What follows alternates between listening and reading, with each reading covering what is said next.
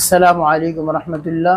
সম্মানিত দিনী ভাই ও বোনেরা, যারা খুব বিপদে আছেন, নবীজির 4টি পরীক্ষিত আমল যদি আপনি নিয়মিত করতে থাকেন, তাহলে আল্লাহ রাব্বুল আলামিন আপনাকে অলৌকিক সাহায্য পাঠাবেন।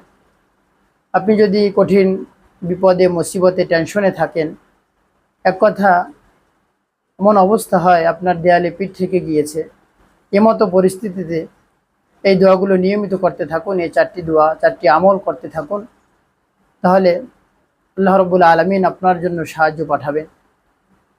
তাহলে এই আমলগুলো শিখতে হলে, দোয়াগুলো শিখতে হলে আমার ভিডিওটি শেষ পর্যন্ত মনোযোগ সহকারে দেখতে থাকুন, তাহলে আপনি এই দোয়াগুলো শিখতে পারবেন। তাহলে চলুন আলোচনা শুরু করা যাক। 1 নম্বর, লা ইলাহা ইল্লা আনতা সুবহানাকা ইন্নী কুনতু মিনাজ জালিমিন।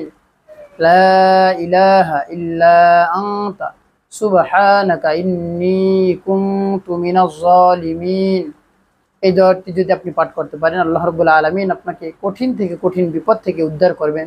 যেমনিভাবে হযরত ইউনূস আলাইহিস সালামকে আল্লাহ রাব্বুল আলামিন কঠিন বিপদ থেকে উদ্ধার করেছিলেন। যখন মাছের পেটে ইউনূস আলাইহিস সালাম ছিলেন, তখন আল্লাহ রাব্বুল আলামিনের কাছে এই দোয়া করে সাহায্য চেয়েছিলেন, তখন আল্লাহ রাব্বুল আলামিন তাকে মুক্তি দান করেছিলেন। আল্লাহ রাব্বুল আলামিন অপর আয়াতে বলেন, ওয়াকাযালিকা নুনজিল মুমিনিন, আমি শুধু ইউনূস আলাইহিস সালামের জন্য এটা নির্দিষ্ট করে রাখিনি, যদি কোনো মুমিন বান্দা আমার এই দোয়াটি পাঠ করে যদি আমার কাছে সাহায্য চায়, আমি তাকে অবশ্যই মুক্তি দান করব। এই জন্য বেশি বেশি আমরা এই দোয়াটি পাঠ করব ইনশাআল্লাহ। তারপর আল্লাহ রাব্বুল আলামিন বলেন, আলা ইন্না নাসরাল্লাহি করিব, আমার সাহায্য তোমাদের অতি নিকটে।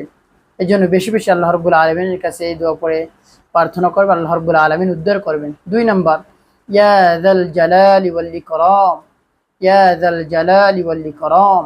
এই দোয়াটি অত্যন্ত গুরুত্বপূর্ণ একটি দোয়া। এই জিকিরটি অনেক গুরুত্বপূর্ণ। এই দোয়াটি পাঠ করে যদি আল্লাহ রাব্বুল আলামিনের কাছে কিছু চাইতে পারেন, আল্লাহ রাব্বুল আলামিন অবশ্যই আপনাকে সেই বিপদ থেকে উদ্ধার করবেন এবং চাওয়া পাওয়া পূরণ করে দিবেন। 3 নম্বর হলো ইস্তেগফার। ইস্তেগফারের অনেক ফজিলত রয়েছে। আল্লাহ রাব্বুল আলামিন যত ফজিলতের কথা বলেছেন, এর মধ্যে অন্যতম হলো আপনি যত বিপদে থাকেন না কেন, আপনাকে সেই বিপদ থেকে আল্লাহ রাব্বুল আলামিন উদ্ধার করবেন। আল্লাহর হাবিব সাল্লাল্লাহু আলাইহি ওয়াসাল্লাম প্রতিদিন 172 বারেরও বেশি ইস্তেগফার পাঠ করতেন এবং নামাজের শেষেও ইস্তেগফার পাঠ করতেন, উচ্চ কণ্ঠে ইস্তেগফার পাঠ করতেন। আল্লাহর হাবিব সাল্লাল্লাহু আলাইহি ওয়াসাল্লাম যদি ইস্তেগফার পাঠ করে থাকেন, আমাদের তো সদা সর্বদা ইস্তেগফারের মধ্যে ডুবে থাকা উচিত, বেশি বেশি ইস্তেগফার পাঠ করা উচিত। আল্লাহ রাব্বুল আলামিন আমাদেরকে বেশি বেশি ইস্তেগফার পাঠ করার তৌফিক দান করুন। তারপরে 4 নম্বর হলো দুরূদ শরীফ। আপনি যদি বেশি বেশি দুরূদ শরীফ পাঠ করতে পারেন, আল্লাহ রাব্বুল আলামিন আপনার সব ধরনের টেনশনকে দূর করে দিবেন, সব ধরনের রিজিকের অভাব দূর করে দিবেন। যত বিপদে থাকেন, আপনাকে সেই বিপদ থেকে আল্লাহ রাব্বুল আলামিন উদ্ধার করবেন। দুরূদ শরীফের এত ফজিলত রয়েছে, অনেক ফজিলতের মধ্যে কয়েকটি ফজিলতের কথা আমি বলতেছি।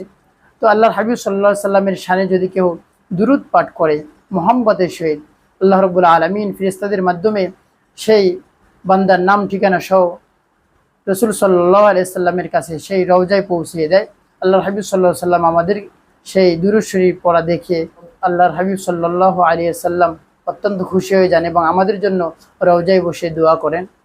আর দুরূদ শরীফ যদি আপনি পাঠ করেন, আপনার জন্য 10টি নেকি আল্লাহ রাব্বুল আলামিন বরাদ্দ করে রেখেছেন এবং 10টি গুনাহ মাফ করে দেন আপনার, এবং 10টি মর্যাদা বাড়িয়ে দেন আল্লাহ রাব্বুল আলামিন আপনাকে।